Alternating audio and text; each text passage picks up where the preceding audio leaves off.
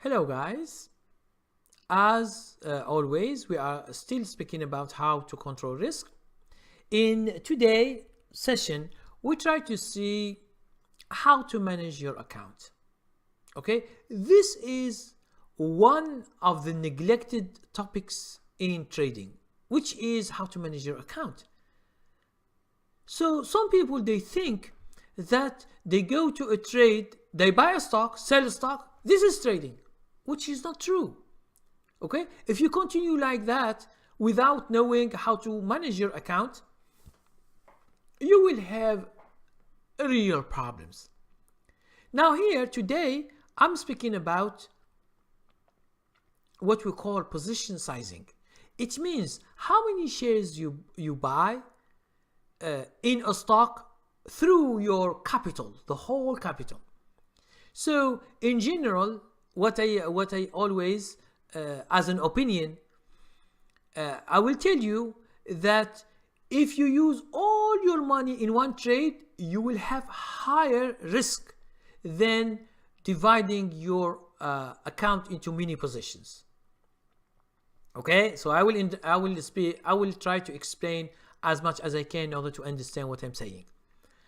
I will give you an example, but understand that this example will clarify a lot of things. Let's say you have $100,000.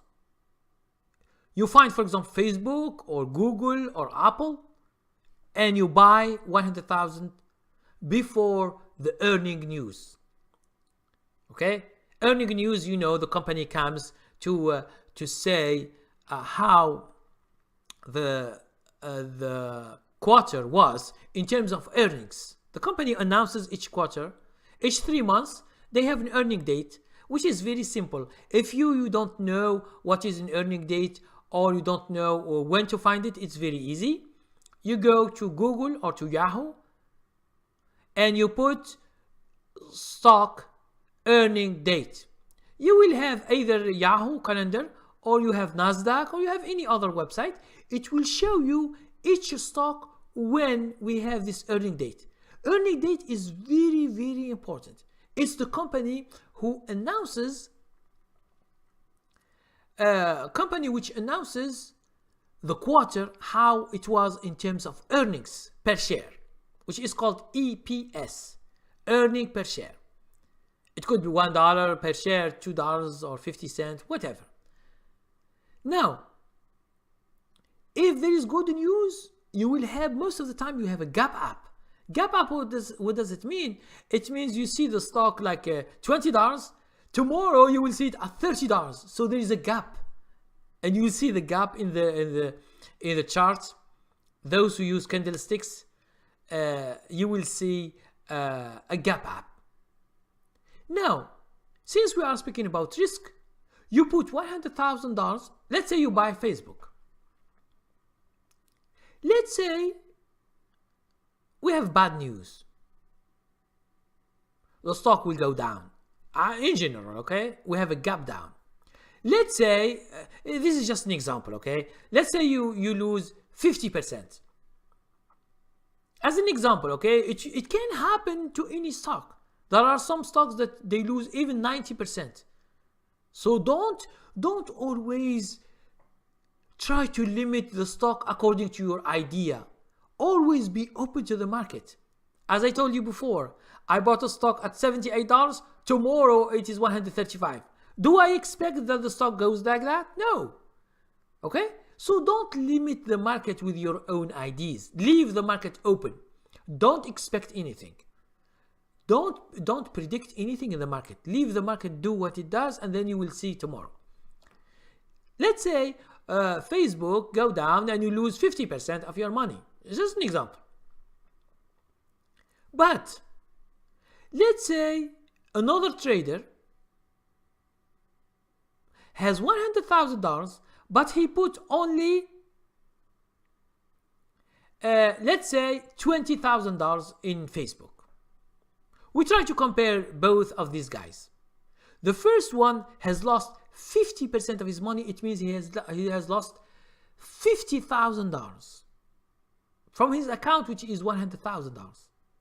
Don't tell me, oh, this guy is stupid. Why? No, people, they do. If you don't do, other people do, because people are doing whatever they want, because they are free, and the market is fair. It means if you want to buy penny stocks, if you want to buy Google, if you want to buy Amazon or Facebook or Twitter, who cares? You buy whatever you want. The market will not stop you if you have money. Now, go to the second trader. He has $100,000, but he allocate $20,000 for this Facebook trade, and he lost 50%, which is $10,000.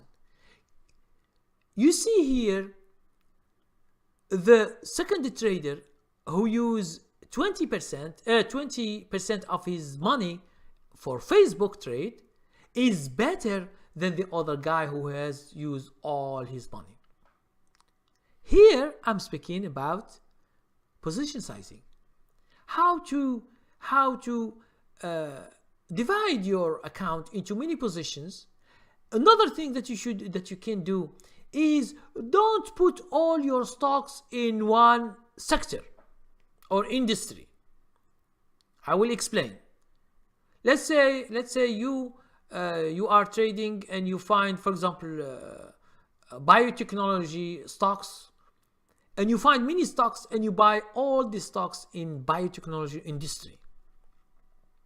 For you guys who don't know what is an industry, what is a sector, there is a free training about the chart and how to see the sectors, industries. You go just to my website, you find free training, and you do it. It will show you everything about the chart. Now, a sector, it means, is just a broad group that has similar industries doing the same thing. Okay? For example, drugs, you find all the industry doing the same thing. Biotechnology and other stuff. So, if you compare these two, if you compare traders, you should understand that they are different. So, compare a trader that he has what we call diversification. It's not something that some people, they know diversification, they know it in investing, but it applies to swing trading also. Okay, in a short-term trade, like a few days, few weeks, or few months. So there is also this kind of diversification. It means you buy a stock from financial here, you go to buy another stock in banking, let's say in drugs, you go to find a retailer, you find it means each time try not to put all the stocks on the same topic. Let's say you go to buy all the stocks as banks. All you buy is banks. Now, let's say tomorrow all the sector of banks have been dropping down and there are bad news or something like that, and you will see them going down, and all your stocks, you will exit them because you have done something wrong. But if you, for example, if you buy a bank stock and you buy a retail stock and then you buy a drug stock, it's just an example. Tomorrow, you will never find that all they go down, exceptionally when there is something bad in the market. But most of the time, you will find one or two going up, one is down. So it's very good for you. At least the other stocks go up, you will be making money, and the other one will be stop loss, and you exit it. Okay? This risk that I am talking about in this video is all about how to manage your account. Another problem I will speak to you, maybe you know about it, especially day traders. Commissions. If you are just trading a day, you trade one time, two times, three times, or the other day you work, you trade, you accumulate a very big commissions, and this is a big risk. A lot of people, they have never known. If I ask you the question, okay, I'm asking you the question. If I ask you, you will understand that you is aware about this or no. If I ask you how many transactions you did last month, it means how many you buy the stock and you sell. Because when you do a trade, a full trade, it means you buy and you sell. We have 2 transactions. If I ask you the question, last month, how many transactions you do? If you are a day trader and you do a lot of trading, maybe you have done 30 transactions or 40 or 50. I don't know how many and how do you trade. Now, all these transactions, you multiply them by your commission. Is it $5 or $6 commission, or 7 or 10 or whatever? You will see that each month you give your broker $100, $200, or $300, but you don't know. Because here is the problem. The broker will never show you the commissions on the platform. And this is a tricky thing. And maybe you want to know, but he will not show you. And you should do it yourself, and they will never supply this information for you. If you find a broker that supplies how many commission you do and how much money, please send me a link. I want to see that. But I'm not saying I'm sure 100%, but I am sure there is no broker who show you how much he makes from you. This is psychological, because if you see the commission on a tab like this, you spend $300 or $500 or $1,000 a year, you will be astonished and you will be scared and you stop trading. At least you will see what's this. Why I am losing so many money just to give to my broker? So understand, that's why we do swing trading. Okay? We do swing trading because we do less commissions. We don't buy 10 stocks at the same time, or 5, or we buy, but it's not like day trading. Let's say I have an example, a true example. I have done a live trade. Okay, I have done a live trade for 5 months and 2 weeks. Okay, it means I stayed in this trade 5 months and 2 weeks. I have it in my subscription and it is live, and each week I make a video, and for 5 months and 2 weeks I will show you what I did. Okay, how much I lose in commission? I lose only 2 transactions. I buy with $5, I sell with $5. But how much gain I get from this stock? 59%. Okay, I will not tell you how much I made, but it is thousands of dollars. It's a lot of money. Okay, just expect it. Expect it from your account. Let's say you have $10,000. You make 59. So in this trade, you make $5,900 without this commission thing. So you understand what I am talking? There are some risks in your account, but you will never know.